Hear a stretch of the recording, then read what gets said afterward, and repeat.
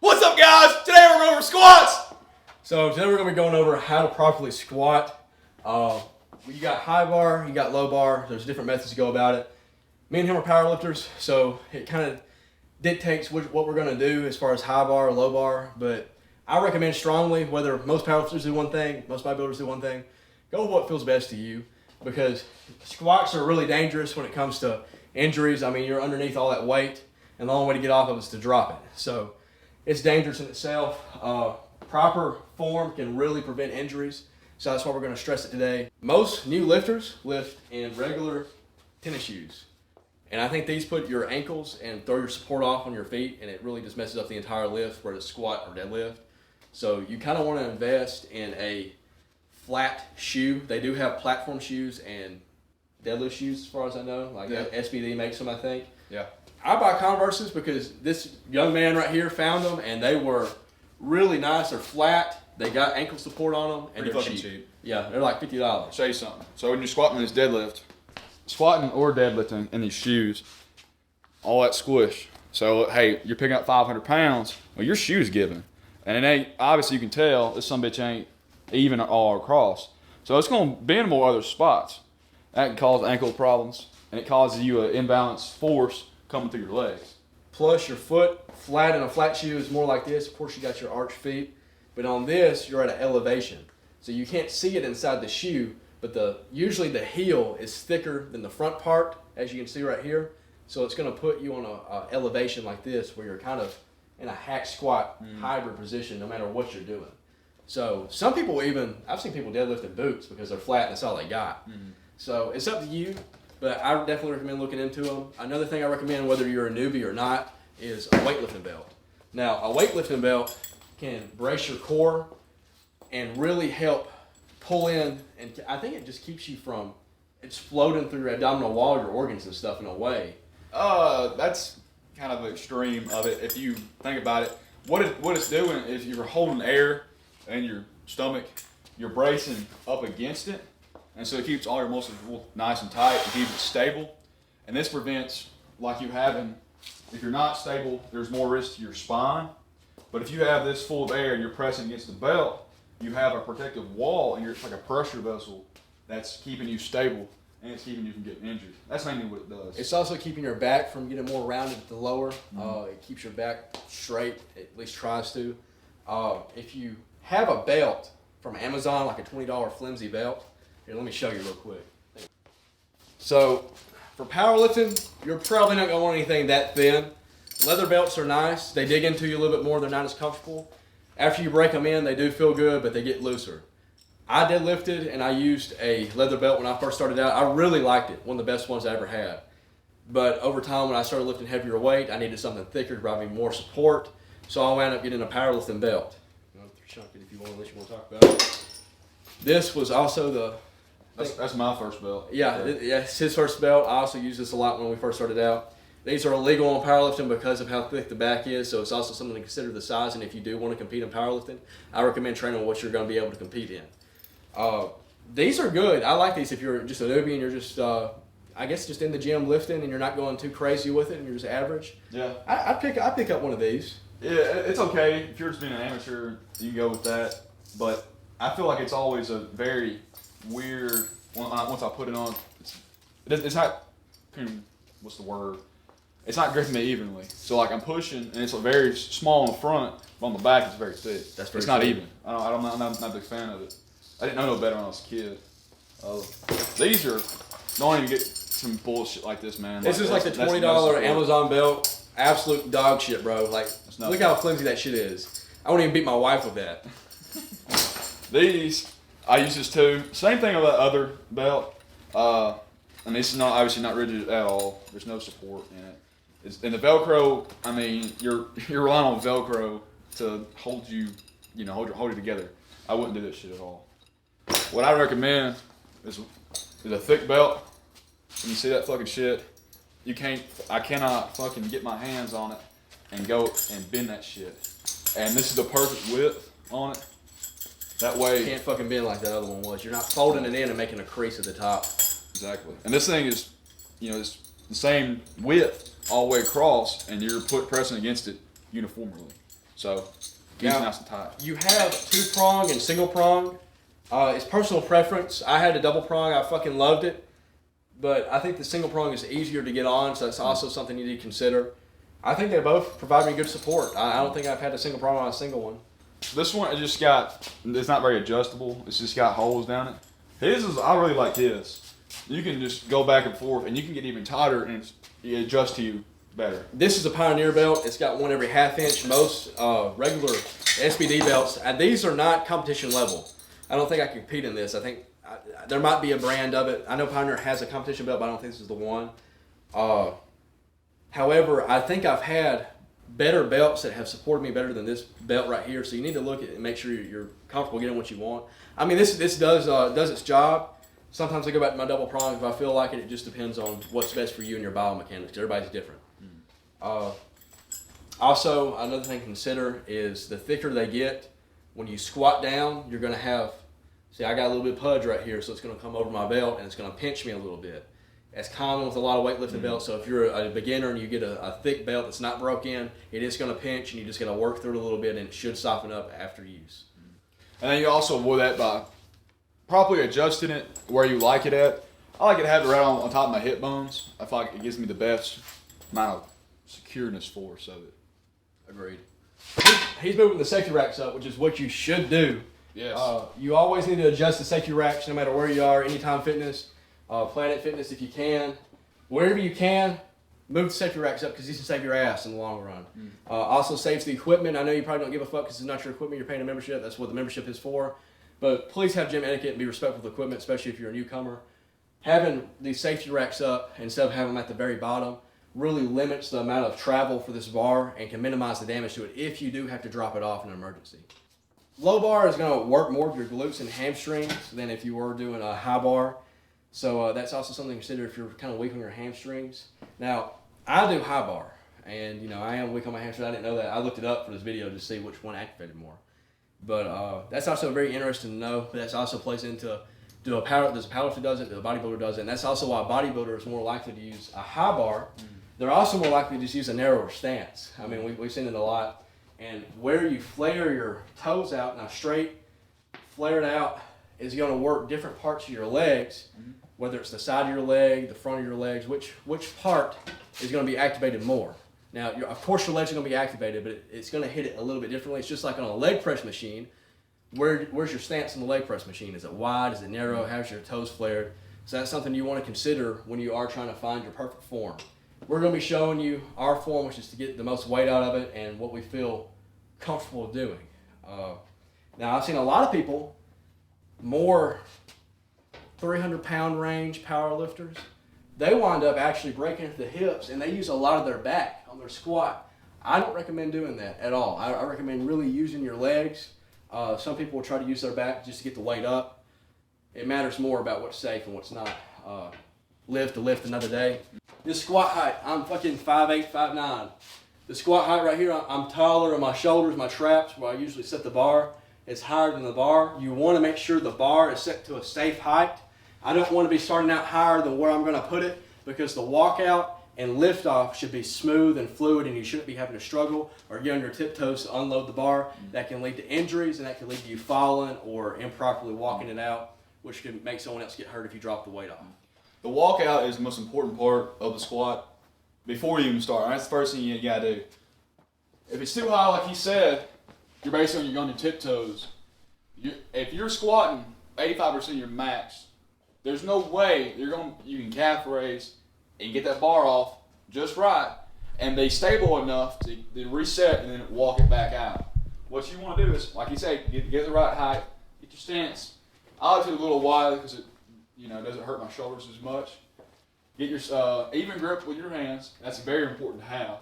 And you want to line your shoulders up and get them even with these knurlings right here. Best thing to do is have a mirror. Easiest thing to do. If not, you have to basically look over your shoulders and see if you're even or not. So you get up here. And see, he's putting his spine basically right on this knurling. Most squat bars have this little knurling. That's where I try to know where I'm even at by putting it there. And now he's got his hands placed pretty wide, which I like a wider grip. Some people like closer, but I think it puts too much tension on your arms. If you'll notice, I'm pretty stressed. Like I'm ready. All I gotta do is stand up with a bar. That's what I prefer to have. So you get the bar off, the rack. That way, if it's real high, I have to get on my tiptoes or shrug my shoulders. There's no way that you can have 500 pounds and pick it up with your shoulders. That's terrible on your body. So have it in the proper place, like this, or you got to do like this and get it off. Don't do that. When you're walking the bar out, you want to have a good stable core. Take very slow steps. Don't be fast with it because you will injure yourself. So let's walk through this again. Hands even, shoulders even. Yeah, like this. Notice the bar placement perfectly in the middle. Oh, before you even take you a breath. Bam. And then walk yourself out. For lightweight, it's not as a big deal, but I would practice, with low weight regardless. And then get your stance. Now notice, every time you do this, you need to be slow. You can't just like this. You're not stable. That's really bad on your knees. And if you haven't been training very long, your tendons will not be strong at all. And if you go bounce it around, your tendons will tear. So you have to be careful. Take the precautions to avoid risk.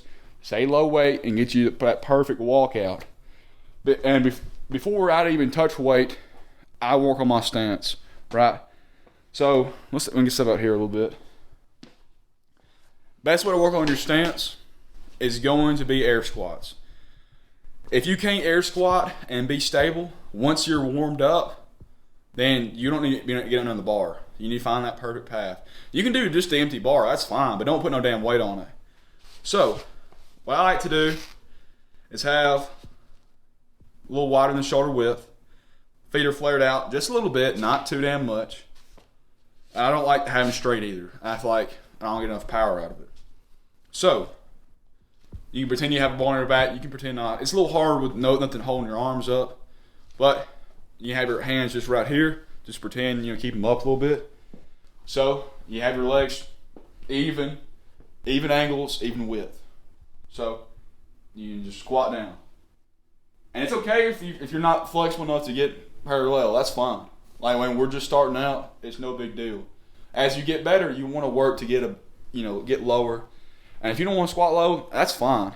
Yeah, don't pretend like you are. Yeah. So get your stance just right how you like it. Fucking half repper. Take you a breath. You can practice this shit. Brace and come up.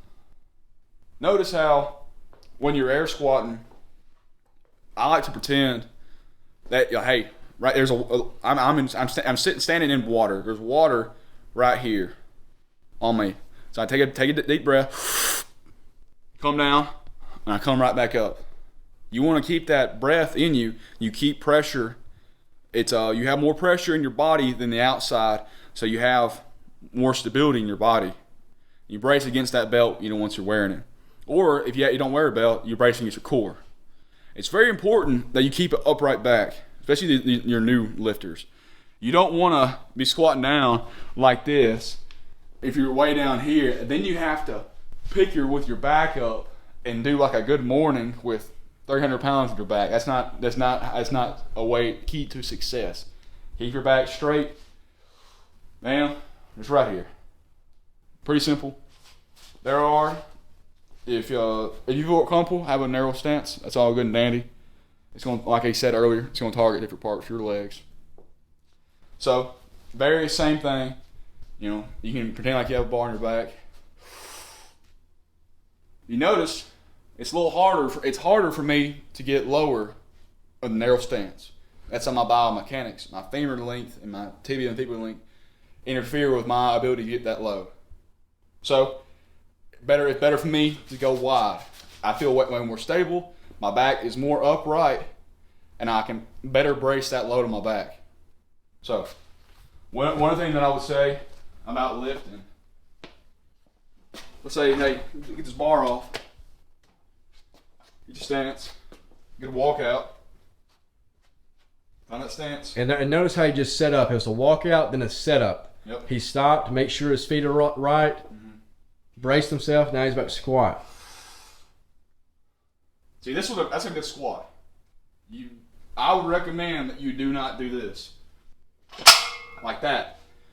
Once you pop that bar off your back, it's only going one place, and that's back on your back. So your spine is taking that load that you're not braced for properly, and so you're smushing your spine, your disc, you're smushing them down once you catch that bar again. I can understand that you want to feel powerful and pop that bar out. There's one thing about being explosive, and then there's being carelessly explosive. Don't do that. You will hurt yourself in the long run. Another thing to add to the explosiveness of that and the carelessness of explosiveness, that's a really good word he just used. We actually had a soccer drill that we did in the locker room, in the weight room. And anyway, the coach told us to put a heavy amount of weight on it. And at the time, I was lifting pretty heavy. I got up to 315 on the bar, and he was wanting us to jump with the weight. I told him I didn't feel comfortable doing it. I was kind of pressured into doing it. I did it for like a few reps, and I was jumping with 315 on my back. It was coming back down on my back.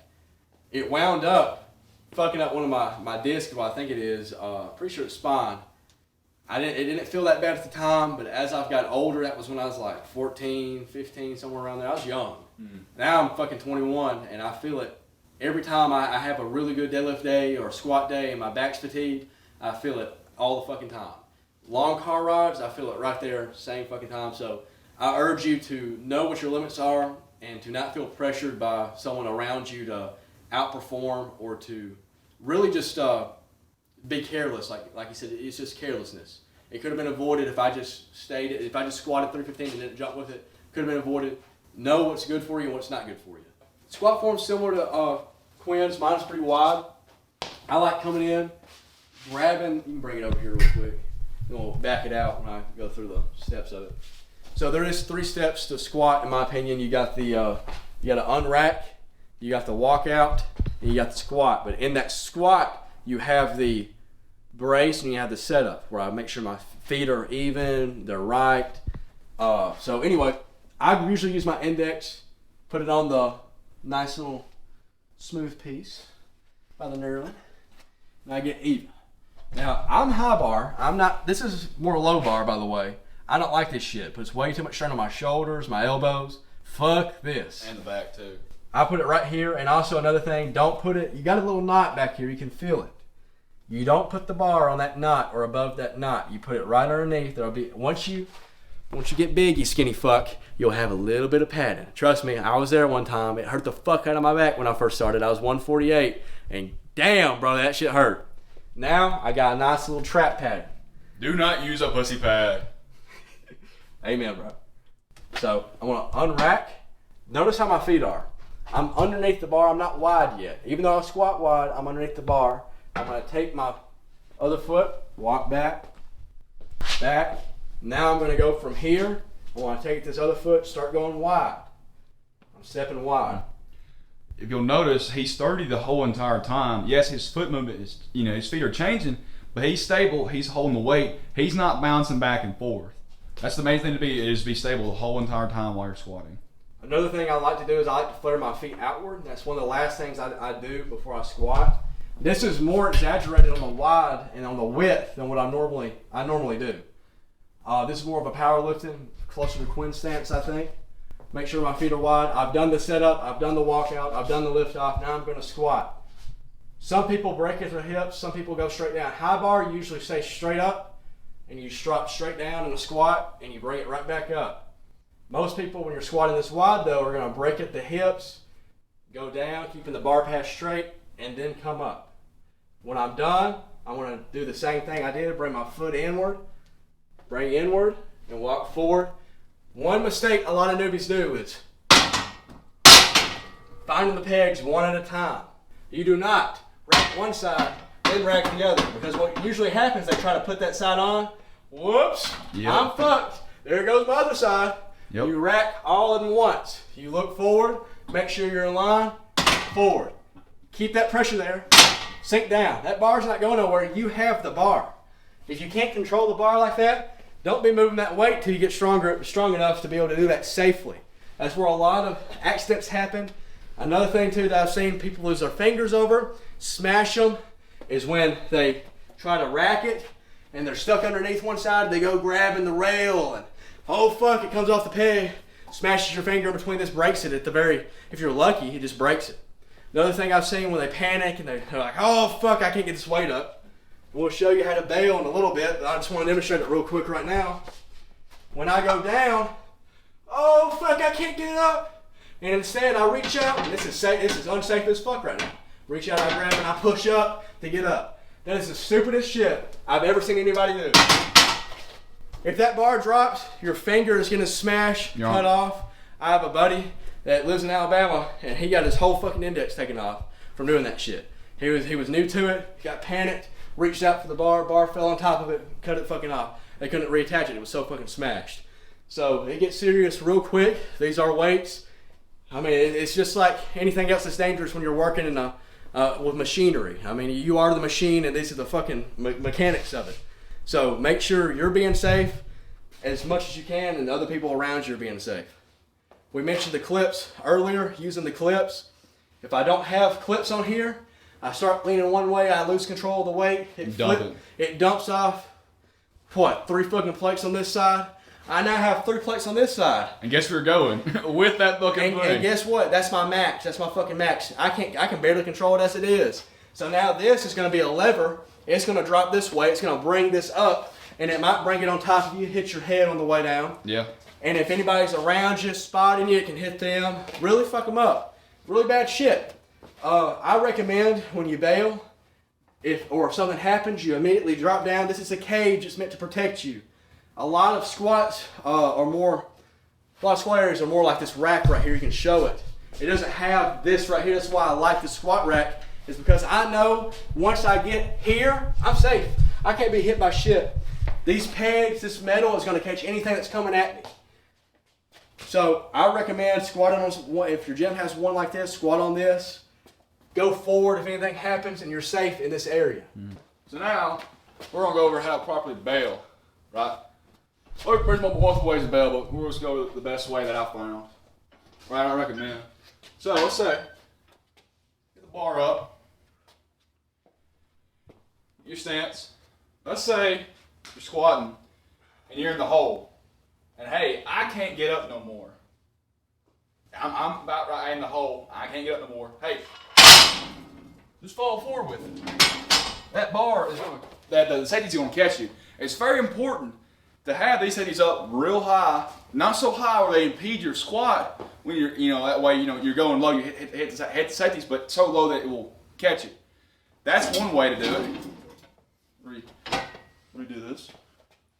Another thing is you don't want to go down and let the weight crush you into a position that's uncomfortable. There's a lot of gym fail videos where you see people getting crushed underneath the weight and they wind up just finally getting off their back. Yeah. But you can get trapped underneath that weight, and God forbid it goes forward and you don't have these, it will put you down and it can pin your neck to the point where you're not getting oxygen enough, and it could kill you, break your spine, because I've also seen videos where that's happened too. Yep. Now let's say, in my squat again, I go down with it, and I can't, this is as far as I can get. And I know I have no spotter. If you have a spotter, you come over here. Pretend I have a spotter. I get right here, I'm stuck. My spotter is supposed to help me pick myself up and get stable. But control me. Don't let me do like this, but stabilize me. So, go down. Oh, I'm stuck. Get me. Oh, bam. There we go. We're good to go. All right, you can back up. So let's say you're squatting and your sticking point, bam. You cannot go no more. You can fall down with it and then dump it, or which I would recommend to do this as a heavy weight because you're not hurt equipment. You get up with it and you just dump the bar and then you fall forward. So always know what's protecting you, like he said. Never, fucking never, have the bar on your back and thinking you can go backwards with it, because if you hold on to it, you're going with the damn bar. That bar is going to hit the ground, and your ass is going to hit the bar, and it's going to bam, bam, hit you twice. It's going to hurt like hell. It's like a roller coaster. You get on it, you do it properly, you keep your fucking hands inside at all times, and you're good. One thing about bailing, he mentioned a spotter. Now, if he's spotting me, and let's just say we're both weak and he can't get me up right here, I do not drop this bar or the weight off my back. You never abandon it, because your spotter, go ahead, have your arms up. His arms are up. I could tear his bicep. I could really fuck him up and do some damage if I drop this weight on him. Basically, I'm a spot like this, I'm going to catch it right here. And especially if you don't tell him to move or get the fuck out of the way, that weight's going right on him. All right. Yep. I'm going to show my... I'm good now. Thank you. That's just one thing I wanted to point out, because I've seen that happen too. I usually bail like this. I let it roll off me. I have the bar on my back with my hands, and I have the ability to release my hands and let it fall off my back, and I won't get hit. So that's also something you need to consider when you want to drop the bar.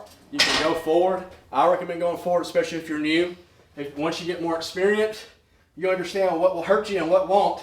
And I found that this won't hurt me, so I continue to do it just like this. It's not going to hurt me. So I'm also, if I can't get it up, I try to go back down. Not all the way down, but at least lower. That way I know it won't bounce off of this, come off, or some bullshit's going to happen, or this is going to give way.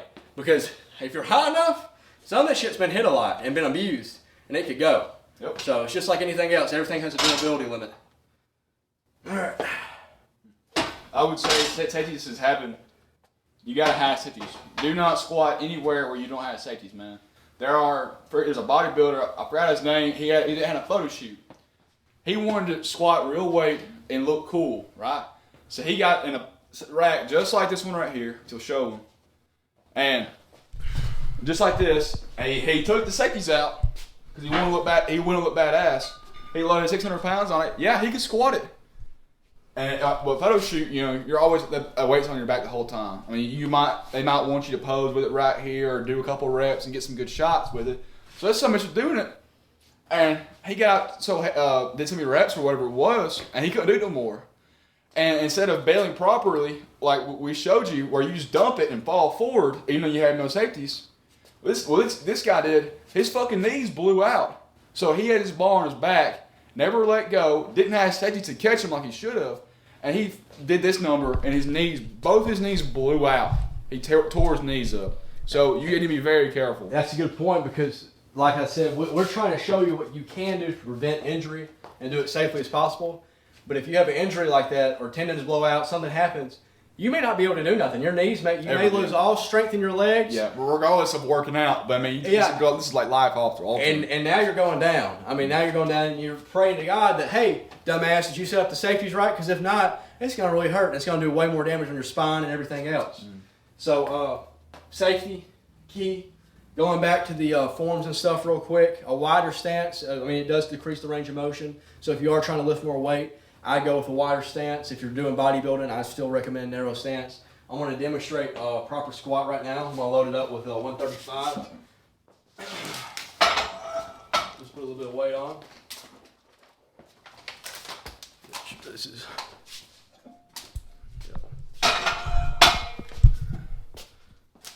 I'm going to do a couple squats. I'm going to let Quinn do a couple squats. I'm going to do a narrow first. Then I'm going to do a wide. I'm still doing more of a high bar. Fuck low bar. I showed you how to do low bar. If you want to do that shit, go for it.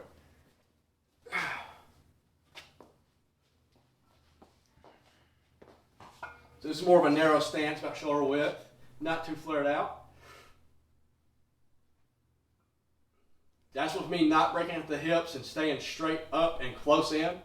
This is me breaking at the hips, so I'll break at the hips. Chest goes forward a little bit. Now I squat down, I come back up. Another thing to do is when you're pushing out, when you're driving through your feet, out of the squat, I'm driving through my heels mostly. I don't go on my toes because I'll lean forward. I put way too much pressure on my back. So when you're driving, don't just drive through the heels. You want to drive through the whole foot.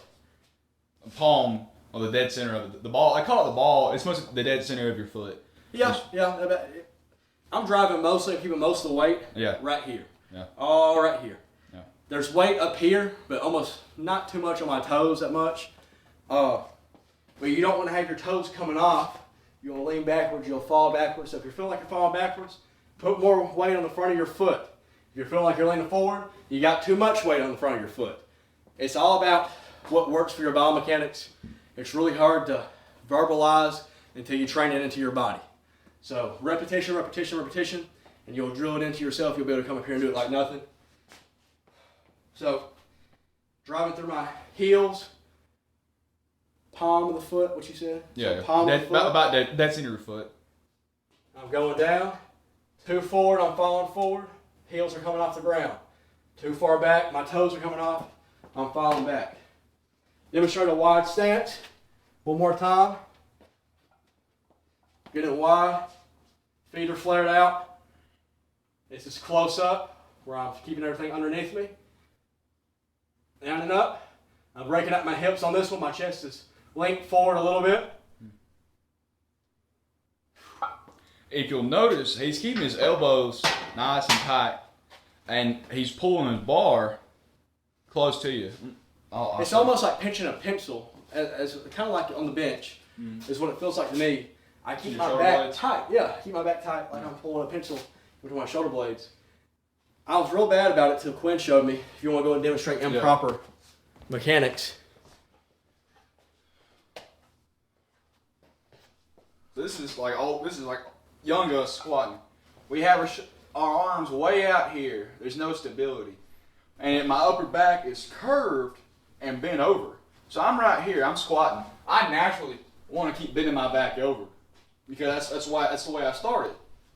What you want to do is get this bar and have it nice and tight. Where your elbows, you're pulling yourself in, not too much where you're hurting yourself, but just right here where you're stabilized and you keep your chest upright. And you just, bam, just like that. And you keep yourself way more stabilized. You won't have much on your back because once you start bending over, the only thing that's going to your fishing rod is that lower back right here. That's all you got to pick yourself back up. So what I'm trying to show in this right here is bar path, and you'll notice this bar path is going to be pretty straightforward. You see how it's just on a line. I mean, it's going straight up and down. There is no curving of the bar. Now, I'll show you. He's also not bringing the bar over his knees on his way down, so the bar is staying behind his knees. Yeah. I'll show you an improper.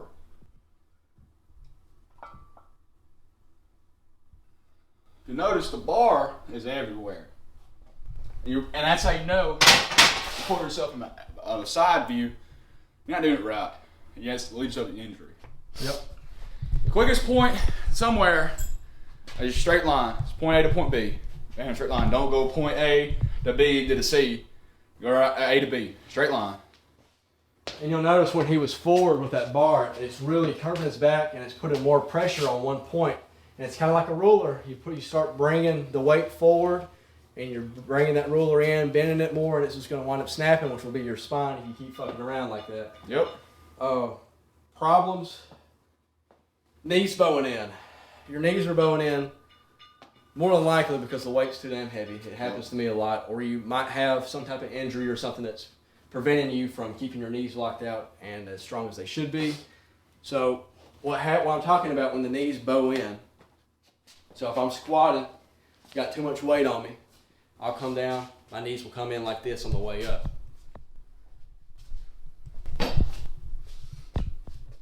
I'll come down, my knees will come like this on the way up. I'll be coming in like this right here. Yeah, like a girl trying to hold a pee in. One way to keep that from happening is to keep your knees in line with your feet, because when your knees are bowed in, your feet are pointing that way, but your knees are here and they're pointing this way. So you want to keep that width, kind of like you're pushing against the ground and separating the ground wide. So if it's like I'm trying to shift this way over, really just pushing outward. And that's going to open up my hips too, allow me to get depth. So if you're having a problem getting depth and your knees are coming in and you don't feel right, try to separate the ground and split the ground open by doing like that, pushing like that. I'm still pushing upwards, of course, but I'm still keeping tension on the outside of my leg. Next problem that some people have, butt wink. I have a bad problem with butt wink. I can't get rid of mine completely. You can bring it on the side, really see some butt wink. So butt wink is when you go below your natural biomechanical depth and your ass comes inward and sinks in. Your ass is gonna curl in like a hook. Yeah, and to prevent that, what you're gonna do, a wider stance usually has less butt wink. And most people that have it real bad, they'll break at the hips first, like they're sitting in a chair, keep their legs wide, shoot down, and they'll come right back up, just like that. And also, like, if you're having that problem, some people it hurts, some people it doesn't. It's very dependent on if they've been training like that or whatnot, if you get used to it. I would recommend just not going as low. Like, if you're having lower back problems, just don't go as low. It's fine. I mean, you're not, I'm sure everyone on here is not trying to be a 3 white light powerlifter. And we're trying to lift weight and get better ourselves. So, like, don't worry about that bullshit about getting so parallel. Ass to grass. Yeah, I mean, if you don't want to get ass to grass, that's fine. It's dangerous. I think it puts more strain on your knees. And if you're not going for nothing or training for powerlifting, I recommend no further than parallel. Fuck ass to grass because it's not beneficial. Yep. Also, hip pinching. We showed the stretches with using the bar, with the rack, and then also he demonstrated some stretches. So I'd find me a rack, and I go real wide, and I grab it just for stability, and I'd sink down as low as I could go, and I'd hold it. You gotta pretend you're a stripper. Amen. I get closer up, I'd sink down, bounce on it a little bit. And I'd really it loosens up my knees, it loosens up my hips. I just really love having this. And this gives me, and you can do this without that. I mean, obviously I can do it without it. But this lets me sink back and pull on something to get really lower past what I'm normally able to go. It also helps if you are tight, are prone to tears or cramps. You have something to pull and like take some of the weight off, but also get that good stretch in. So stretching, there's also other hip mobility. You want to demonstrate a hip flex that you were doing? Oh yeah, I got you. Our Tom Platt's leg day. I mean, he was doing the same stretches I do normally, but I'm going to let him demonstrate them. What I like to do is get you a nice bench set up. You can do a chair, do whatever. Just do something about this height, about halfway up your shins, almost to your knee. Take your right leg, put your ankle just like this. Brace yourself, catch yourself. Put your knee just like this, and you want to sink down with your left knee. And you'll feel it in your hip, right at your sciatic nerve, and then stretching that hip, it's getting it to release. You can sit down. The closer you get and sinking down, it's going to change it. You'll feel it more, and then the different areas. I do right about here. I get most stress into it. Not only am I sinking on my knee, I'm also sinking with my right hip. I'm going this way with it. And that hip is just open up and it's stretching. I like to do that a lot. That's probably about my favorite hip stretcher. You can also do, I feel like this is more of like a back, but it's a little bit hips. Yeah. Get on your side right here, and then just open yourself up. Take your right knee, throw it across yourself, and your right arm, throw it across yourself, and you're just opening up your body, either side. And it does stretch your hips out and also your back. Really good back stretch. Same thing. I had some hip tightness and pinching on this, and it was between both my lifts when I was doing sumo at the time, and that's got mitigated for me stretching and also not performing as hard in other sports or other areas of my life because I think I was just overworking my body at that point. So if you're finding yourself always in pain, give yourself plenty of time to recover and also take a different approach from it as maybe it's not the movement itself, but something else I'm doing in my life. So it can be a multitude of things. There's no one answer for every problem. If you have other problems, feel free to comment them down below. We'll get back with you with the answer as soon as possible. But I also urge you to look up different forums and stuff and consult a physician or a doctor because it might actually be a physiological makeup that you have of your spine, if your spine's curved one way or another, if it persists for a long period of time. And it's something you might want to consult with your doctor about. Anything else about the squat? Oh, I had something, I kind of lost it, unfortunately. We can think about it for a second if you want. Oh, yes. So, like you said, the overworking yourself, right? If you can go hard, go hard. And what I mean by go hard doesn't mean max out and trying to push yourself past your limits on one rep. That's not what I'm talking about. Do 3 sets of 10. Really go at it. Do correct form. Brace yourself properly. And really work yourself and push yourself real hard. And there's some days that you won't feel so good, whether you already got other sports going on, but if you can still get in here and just do something, drop the weight down a whole lot and just bang some reps out, get some blood flow. That's very good.